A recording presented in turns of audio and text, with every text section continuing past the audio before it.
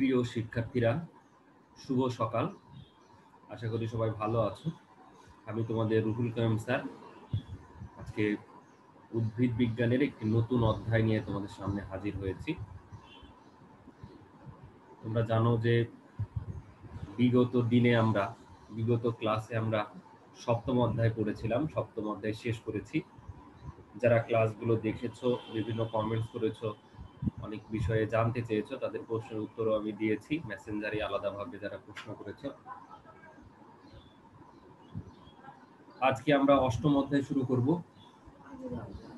Tissue ও টিস্যুতন্ত্র এই বিষয়ে। সুতরাং নতুন একটি অধ্যায়, নতুন কিছু টপিকস আসবে। চেষ্টা করব যে সুন্দর করে তোমাকে বোঝানোর। তুমি ধারাবাহিকভাবে ক্লাসগুলো যদি করো তাহলে আশা করছি বুঝতে পারবা। তাহলে প্রিয় শিক্ষার্থীরা, আমরা অষ্টম অধ্যায় শুরু করছি।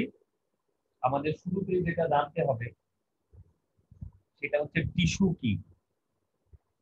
তুমি শুরুতেই এই সংজ্ঞাটা পেয়ে যাবা। আমরা সাধারণত বলি অনেকগুলো কোষের সমষ্টিকে টিস্যু বলা হয়। ব্যাপারটা ভুল। অনেকগুলো কোষ ঠিক আছে, কিন্তু তাদের উৎস হতে হবে একই জায়গা, কাজ করতে হবে একই ধরনের এবং একই রকমের। অনেকগুলো কোষের সমষ্টিকে আমরা টিস্যু বা কলা বলি। টিস্যু ইংরেজি কথা,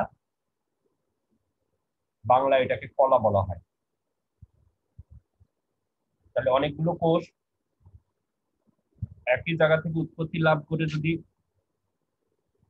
একই ধরনের কাজ করে এবং তারা সমধর্মী হয়, এই অবিচ্ছিন্ন কোষের সমষ্টিকে আমরা টিস্যু বলি।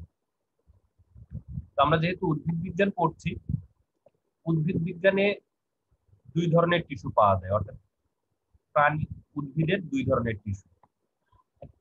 যে টিস্যুর অন্তর্গত কোষগুলো বিভাজিত হয় তাকে আমরা ভাজক টিস্যু বলি, আর যে টিস্যুর অন্তর্গত কোষগুলো বিভাজিত হয় না সেগুলোকে আমরা স্থায়ী টিস্যু বলি। মূলত ভাজক টিস্যুতে মাইটোসিস হয়। ভাজক টিস্যুর অন্তর্গত কোষগুলো সংখ্যা বৃদ্ধি করে। এই জন্য উদ্ভিদের যে সকল বৃদ্ধিবর্ধক অঞ্চল, স্থানগুলো হচ্ছে যেমন এই যে দেখো, কাণ্ড, মূল ইত্যাদির শীর্ষভাগ, এই সকল জায়গায় সাধারণত ভাজক কলা থাকে বা ভাজক টিস্যু থাকে। আর ভাজক টিস্যু কোষ বিভাজন করতে করতে এক সময় কোষ বিভাজন বন্ধ করে দেয়। যখনই এদের কোষ বিভাজন বন্ধ হয়ে যায় তখনই এরা স্থায়ী টিস্যুতে পরিণত হয়। তো ভাজক টিস্যুর মধ্যে সাইটোপ্লাজমীয় উপাদান থাকে বা অন্যান্য নিউক্লিয় উপাদানের পরিমাণটা কিছুটা কমে যায়। বাইরের দিকে কোষ প্রাচীর এর গঠনটা কিছুটা স্থিতিশীল অর্জন করে। মেটাবলিজম কমে যায় সেলের মধ্যে, তখন এরা স্থায়ী টিস্যুতে পরিণত হয়।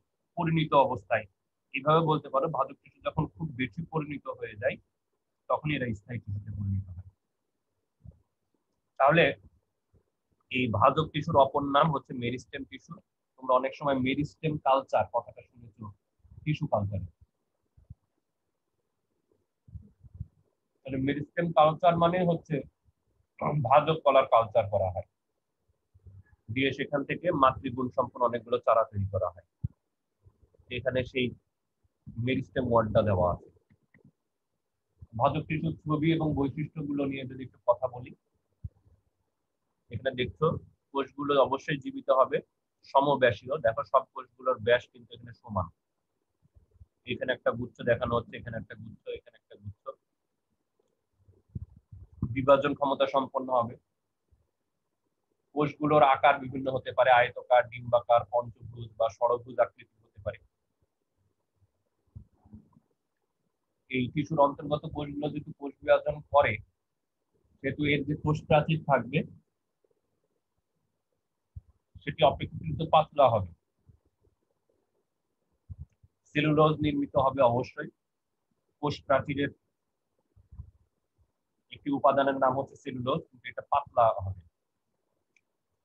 কোষের মধ্যে বড় আকারের নিউক্লিয়াস এবং প্রচুর পরিমাণ সাইটোপ্লাজম থাকে। তুমি ছবিতে দেখতে পাচ্ছ কম্প্যাক্ট অবস্থায় আছে সাইটোপ্লাজম এবং নিউক্লিয়াসটা বেশ আকারে বড়। এইগুলো হচ্ছে ভাজক টিস্যুর বৈশিষ্ট্য। নিচে আরো কিছু বৈশিষ্ট্য দেওয়া আছে, তোমরা দেখতে পাবা। আন্তঃকোষীয় ফাঁক থাকে না, মানে দুইটা কোষের মধ্যে কোনো ফাঁক থাকবে না। হ্যাঁ, এরকম একটা কোষ, এরকম একটা কোষ। তাহলে এই যে কোষের মধ্যে এখানে কিন্তু আমি দেখাচ্ছি যে আন্তঃকোষীয় ফাঁক আছে, এরকম আন্তঃকোষীয় ফাঁক থাকে না, কোষ গহ্বর থাকে না। আগেই বলেছি কোষগুলো যেহেতু বিভাজিত হয়, এই জন্য কোষগুলো বিপাকীয় অবস্থায় থাকে। বিপাকীয় ক্ষমতা এদের অনেক বেশি। দেন এদের মানে কোষের মধ্যে কোনো প্রকার সঞ্চিত খাদ্য, পূরিত বস্তু বা বজ্র পদার্থ এগুলো সাধারণত থাকে না, এবং প্লাস্টিড গুলো ম্যাচিউর অবস্থায় থাকে না। প্লাস্টিড গুলো প্রোপ্লাস্টিড অবস্থায় থাকে। এটা দিয়ে বোঝানো হচ্ছে আদি অবস্থায় থাকে। প্রোপ্লাস্টিড, প্লাস্টিডে রূপান্তরিত, প্লাস্টিড বলতে ক্লোরোপ্লাস্ট, ক্রোমোপ্লাস্ট, লিউকোপ্লাস্টকে বোঝানো হচ্ছে এদের আদি রূপে থাকে, অর্থাৎ এগুলো ম্যাচিউর হয় না, অপরিণত অবস্থায় থাকে। আস্তে আস্তে যখন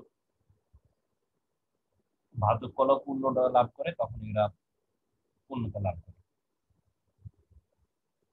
ভাজক টিস্যুর কাজ অলরেডি আমরা বলেছি, উদ্ভিদের বৃদ্ধি সাধন, ক্ষয়পূরণ, ব্যাস বৃদ্ধি, ক্রমাগত মোটা হয়, লম্বা হয় গাছ, দৈর্ঘ্য বৃদ্ধি পায়, কোনো জায়গায় ক্ষত স্থান তৈরি হলে সেটা পূরণ করে। এগুলো সবই হচ্ছে ভাজক টিস্যুর কাজ।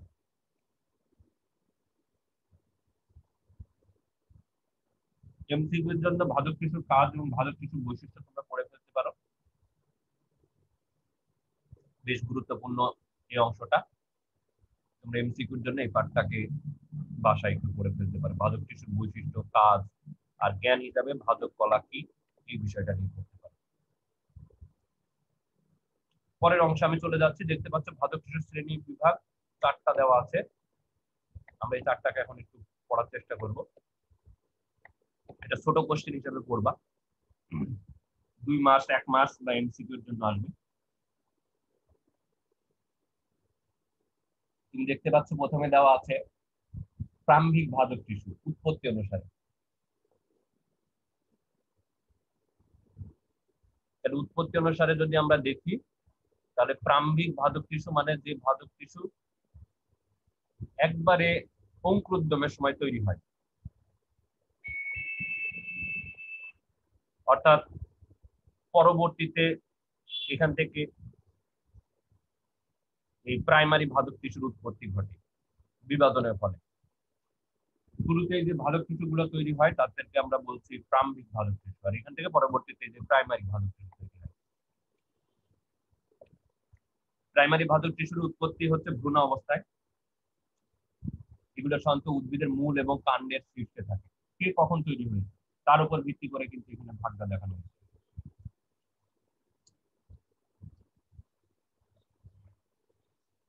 সবার প্রথমে প্রারম্ভিক, প্রারম্ভিকের কোষগুলো বিভাজিত হয়ে প্রাইমারি, প্রাইমারি আবার বিভাজিত হলে যে ভাজক টিস্যু তৈরি হবে সেটাকে বলা হচ্ছে সেকেন্ডারি ভাজক টিস্যু। এইভাবে কিন্তু নামকরণগুলো করা হয়। এর উদাহরণ হিসেবে এখানে দেওয়া আছে, দেখো পটক্যাম্বিয়াম সেকেন্ডারি ভাজক টিস্যু উদাহরণ। এবং তুমি দেখতে পাচ্ছ প্রাইমারি ভাজক টিস্যুর কাজটা দেওয়া আছে। উদ্ভিদের দৈর্ঘ্য বৃদ্ধি পায় এবং এই ভাজক টিস্যু হতে প্রাইমারি স্থায়ী টিস্যু সৃষ্টি হয়, লাস্ট লাইনে বলে দেওয়া আছে। এই জায়গাগুলো একটু দূরে দূরে পড়তে হবে, একটু মার্ক করে করে পড়তে হবে।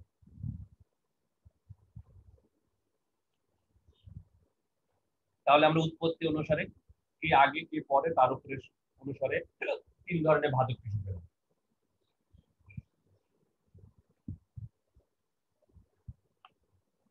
প্রারম্ভিক, প্রাইমারি এবং সেকেন্ডারি। যদি এটাকে অবস্থান অনুসারে দেখি, তাহলে দেখো কোনো ভাজক টিস্যু যদি শীর্ষে অবস্থান করে তবে এটাকে আমরা বলবো শীর্ষক ভাজক টিস্যু, মূল কাণ্ড বা শাখা প্রশাখার শীর্ষে। এগুলো সাধারণত প্রাথমিক স্থায়ী টিস্যু দিয়ে তৈরি হয়ে থাকে।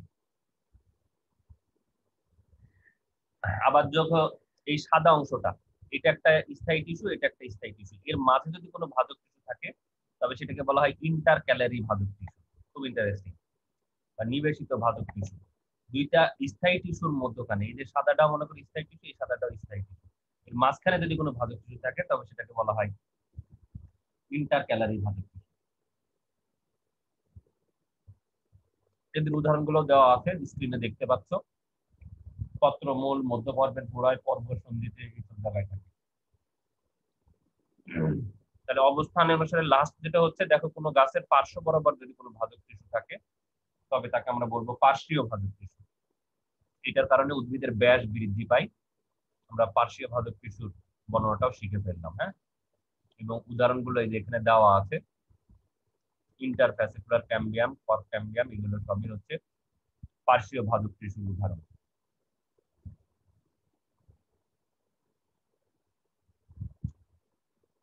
তাহলে শুরুতে বলে দেওয়া আছে মূল বা কাণ্ডর পার্শ্ব বরাবর লম্বা ভাবে অবস্থিত যে ভাজক টিস্যু, সেটাই হচ্ছে পার্শ্বীয় ভাজক টিস্যু। কিছু কিছু ক্ষেত্রে কিন্তু পার্শ্ব ভাজক টিস্যু স্থায়ী টিস্যুর মতো দুইটা স্থায়ী টিস্যুর মাঝখানে অবস্থান করে।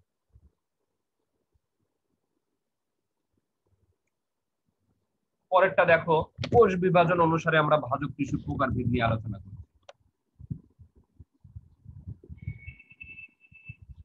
কোষ বিভাজন অনুসারে এখানে দেখানো হচ্ছে বিভিন্ন প্রকার ভাজক টিস্যু, তোমরা স্ক্রিনে দেখতে পাচ্ছ।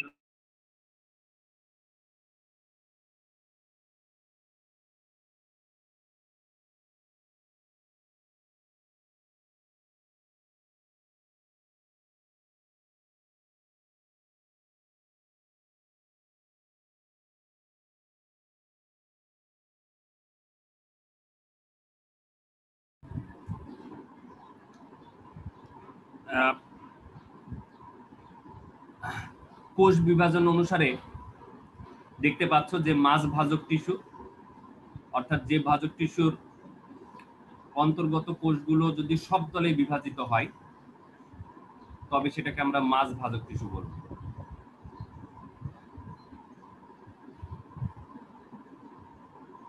আর প্লেট হচ্ছে যদি কোনো টিস্যুর অন্তর্গত কোষগুলো মাত্র দুই তলে বিভাজিত হয় তবে সেটাকে আমরা প্লেট ভাজক টিস্যু বলবো। এই মাঝ ভাজক টিস্যুর কারণে উদ্ভিদের দৈর্ঘ্য, প্রস্থ, উচ্চতা তিনটা একসাথে বৃদ্ধি পায়, কিন্তু প্লেট ভাজক টিস্যুর কারণে উদ্ভিদের শুধুমাত্র আয়তন বৃদ্ধি পাবে। নাম শুনে বুঝতে পারছো, প্লেট। সর্বশেষ হচ্ছে রিব ভাজক টিস্যু, যে ভাজক টিস্যুর অন্তর্গত কোষগুলো এক তলে বিভাজিত হয়, ফলে এই রিব ভাজক টিস্যুর যেখানে অবস্থান থাকবে সেখানে শুধু দৈর্ঘ্য বৃদ্ধি পাবে। এই রিব বলতে বুকের পাঁজরের ন্যায় গঠনকে বোঝানো হয়েছে।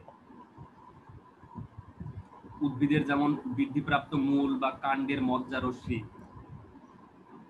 এইগুলোতে কিন্তু এই রিব ভাজক টিস্যু থাকে। তাহলে মাস, প্লেট এবং রিব ভাজক টিস্যু,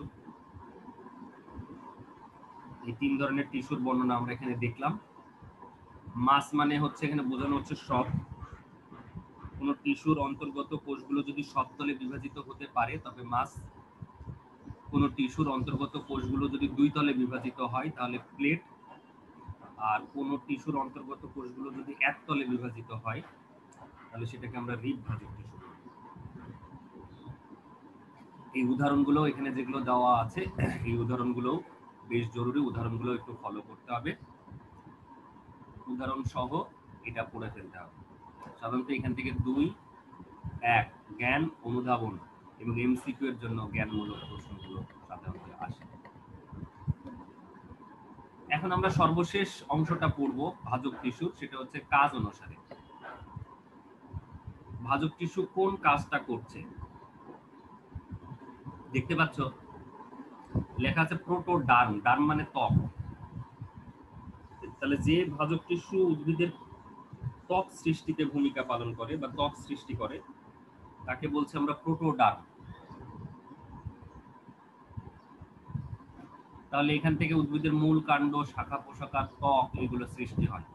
আমরা কাণ্ডের ত্বককে বলি এপিডার্মিস আর মূলের ত্বককে বলি এপিব্লেমা। তাহলে সেই কথা দুটো এখানে উল্লেখ করা আছে। সেকেন্ডটা দেখো লেখা আছে প্রোক্যাম্বিয়াম। প্রোক্যাম্বিয়াম, তাহলে ক্যাম্বিয়াম, জাইলেম ও ফ্লেম সৃষ্টিকারী ভাজক টিস্যুকে প্রোক্যাম্বিয়াম বলা হয়। তার মানে ক্যাম্বিয়াম, জাইলেম এবং ফ্লেম, জাইলেম এবং ফ্লেমের মাঝখানে এই ক্যাম্বিয়াম নামক সরল কলা থাকে, প্যারেনকাইমার কলা থাকে।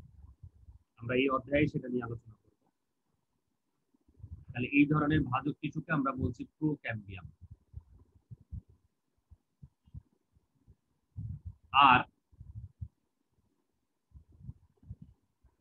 গ্রাউন্ড মেরিস্টম হচ্ছে যেটা উদ্ভিদের মূল ভিত্তি, তথা আমরা এই অধ্যায়ে দেখব উদ্ভিদের কটেক্স, মজ্জা, মজ্জা রশ্মি, স্টিলি কেন্দ্রিক। স্টিলি বলে একটা ওয়ার্ড এখানে ইউজ করা হবে, আমরা দেখব পরিচক্র দ্বারা আবৃত একটা অংশ স্টিলি, পরবর্তী লেকচারগুলোতে আমরা পাবো। তাহলে এই ভিত্তি তৈরি করছে, ভিত্তির ভিতরে যে কটেক্স আছে, মজ্জা আছে, মজ্জা রশ্মি আছে, এইগুলো সৃষ্টি করছে যে ধরনের ভাজক টিস্যু, তাদেরকে আমরা গ্রাউন্ড মেরিস্টম বা গ্রাউন্ড ভাজক টিস্যু বলে থাকি। তাহলে আমরা বিভাজন অনুসারেও ভাজক কলার প্রকারভেদ এবং কাজ অনুসারে ভাজক কলার প্রকারভেদ এখানে দেখতে পাবো। তোমাদের এই উপরের ছকটা জরুরি, নিচের ছকটা লাগবে না। এই ভাজক টিস্যুর প্রকারভেদ লেখা আছে যে অংশটা, এই ছকটা তোমরা একটু দেখে রাখতে পারো। এখানে তুমি দেখতে পাচ্ছ উৎপত্তি অনুসারে 3 প্রকার ভাজক টিস্যু, যেটা আমরা একটু আগে বর্ণনা শিখে আসলাম, তার বর্ণনা দেওয়া আছে। অবস্থান অনুসারে 3 প্রকার ভাজক টিস্যু বর্ণনা দেওয়া আছে।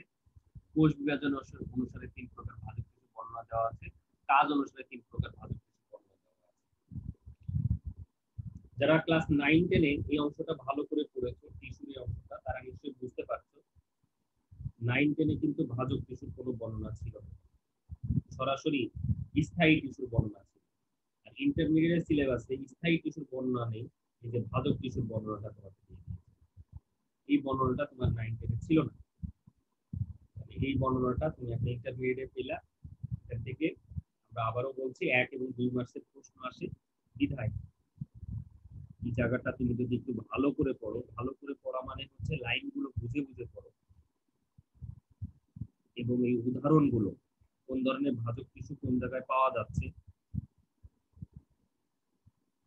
এবং এই ভাজক টিস্যুর বর্ণনাগুলো যদি তুমি একটু বুঝে বুঝে পড়ো,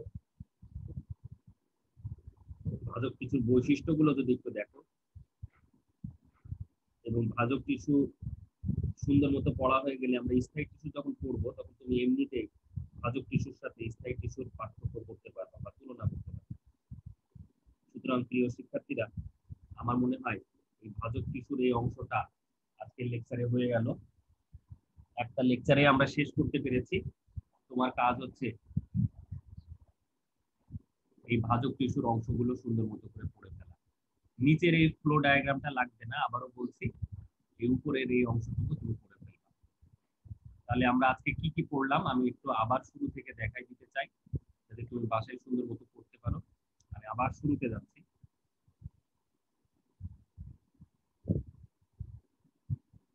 আমরা আজকে পড়েছি টিস্যু কি, টিস্যুর সংজ্ঞা পড়েছি, টিস্যুর প্রকারভেদ পড়েছি।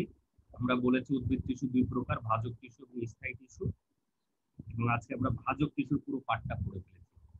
আমরা ভাজক টিস্যুর অবস্থান, ভাজক টিস্যুর কাজ এবং ভাজক টিস্যুর বৈশিষ্ট্যগুলো পড়েছি।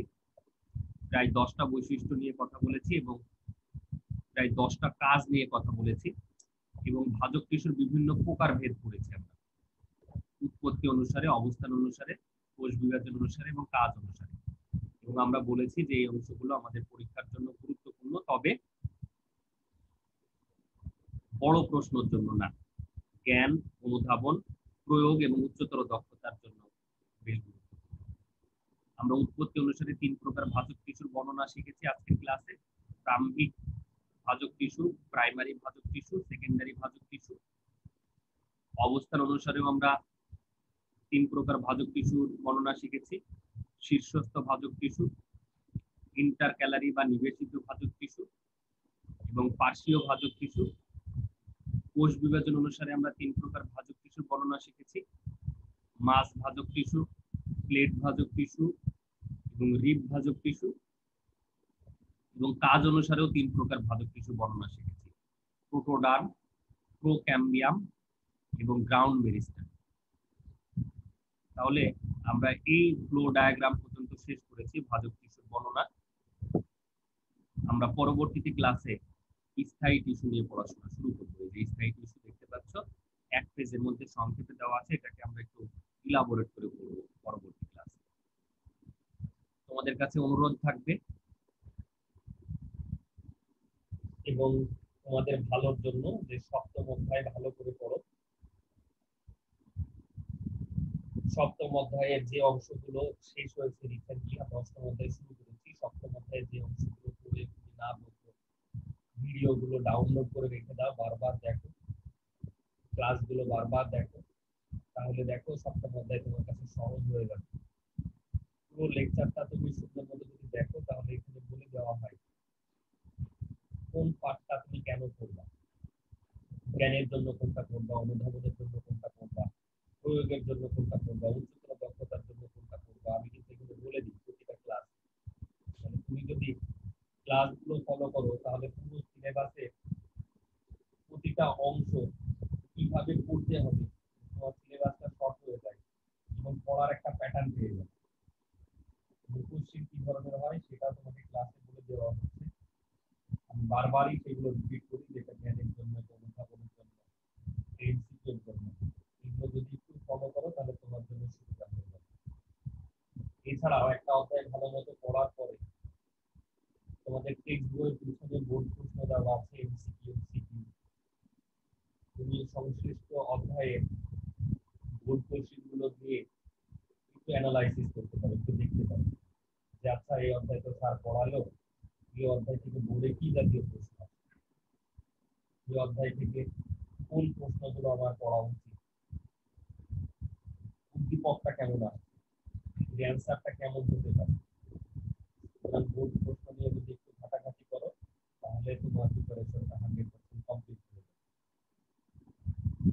একই সাথে যেটা বলতে চাই, অনেকেই আমাকে মেসেঞ্জারে লিখছো, স্যার কোন গাইড বইটা কিনবো, ইন্টারমিডিয়েটের গাইড বই হয় না। এটা খুবই বোকামি। গাইড বই এটা তো একটা হাস্যকর কথা যে তুমি ইন্টারমিডিয়েটের গাইড বই খুঁজবা, কিছু পার্টিকুলার প্রশ্ন মুখস্থ করে পরীক্ষা হলে চলে যাবা, কমন পাবা, সৃজনশীল এটার কোনো সুযোগ নেই। যে বা আমাকে লিখেছে আমি তাকে উত্তর এইভাবেই দিয়েছি। মনে রাখো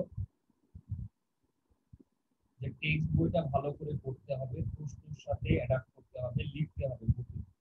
জ্ঞান, অনুধাবন, প্রয়োগ, উচ্চতর দক্ষতা, প্রতিটা লেভেলের প্রশ্ন লিখলে, প্র্যাকটিস করলে আস্তে আস্তে এটা তোমার সাথে সহজ হয়ে যাবে। আর তুমি শুধু পড়ে গেলাম, তাহলে এটা ইজি হতে, এটার সাথে কোপ আপ করতে তোমার সময় লাগবে। এই জন্য আমি বলি যে পড়া এবং লেখা দুইটা একসাথে সমান তালে চালা, তাহলেই দেখবা তোমার কাছে সহজ হয়ে যাবে। যাই হোক, অনেক কথা বলে ফেললাম। আশা করছি এতে তোমার উপকার হলে এটাই আমার সার্থকতা। পরবর্তী ক্লাসে আবার কথা হবে স্থায়ী টিস্যু নিয়ে। আমার জন্য দোয়া করো। আমি শারীরিকভাবে এখনো সুস্থ না, তোমাদের কাছে সবসময় দোয়া চাই। এখনো অসুস্থ, গতকালকেও দীর্ঘ রাত ব্যাপী ডাক্তারের কাছে ছিলাম। ব্যাকটেরিয়াল ইনফেকশনটা সারছে না, আমার পায়ে ক্ষত সে জায়গায়। আশা করি সব ঠিক হয়ে যাবে উপরওয়ালার ইচ্ছায়। পরবর্তী ক্লাস আবার কথা হবে আশা করছি। এই শুভকামনা ব্যক্ত রেখে আজকে শেষ করছি। ভালো থেকো।